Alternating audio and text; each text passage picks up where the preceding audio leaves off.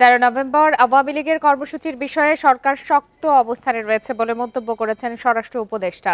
গুরুত্বপূর্ণ কেপিআই এলাকায় নিরাপত্তা জোরদারের কথাও জানান তিনি।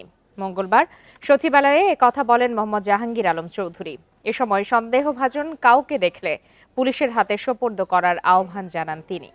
ট্রাইব্যুনালে শেখ হাসিনার বিরুদ্ধে মানবতা বিরোধী অপরাধের মামলার রায়ের তারিখ ঘোষণা 13 নভেম্বর। একই দিনে ঢাকায় লকডাউন কর্মসূচির ঘোষণা দিয়েছে কার্যক্রম নিষিদ্ধ আওয়ামী লীগ।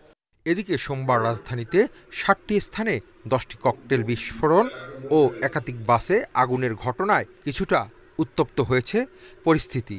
মঙ্গলবার সকালে সচিবালয়ে আইনশৃঙ্খলা সংক্রান্ত উপদেষ্টা কমিটির বৈঠক শেষে এ বিষয়ে কথা বলেন স্বরাষ্ট্র উপদেষ্টা জানান, 13 নভেম্বর ঢাকা লকডাউন কর্মসূচি ঘিরে পরিস্থিতি স্বাভাবিক রাখতে শক্ত অবস্থানে রয়েছে আইনশৃঙ্খলা বাহিনী।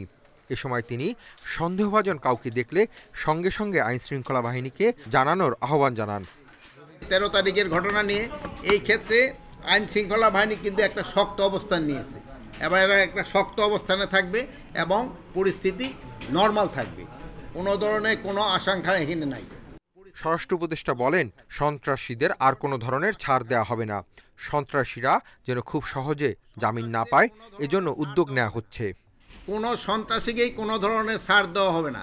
তো আপনারা সবসময় বলেন অনেক সময় সন্ত্রাসীরা খুব তাড়াতাড়ি জামিন পেয়ে যায়, এটাও যেন জামিন না সহজে যেন পায়, এই জন্য আমরা তাদেরও রিকোয়েস্ট করব যেন যারা জামিন দেয় তারা যেন অন্তত এই অ্যাকচুয়াল সন্ত্রাসীগুলি যেন জামিন না দেয়।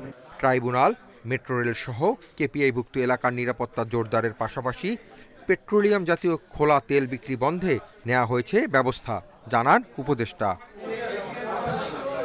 Asif Mahmud Shah, independent news, Dhaka.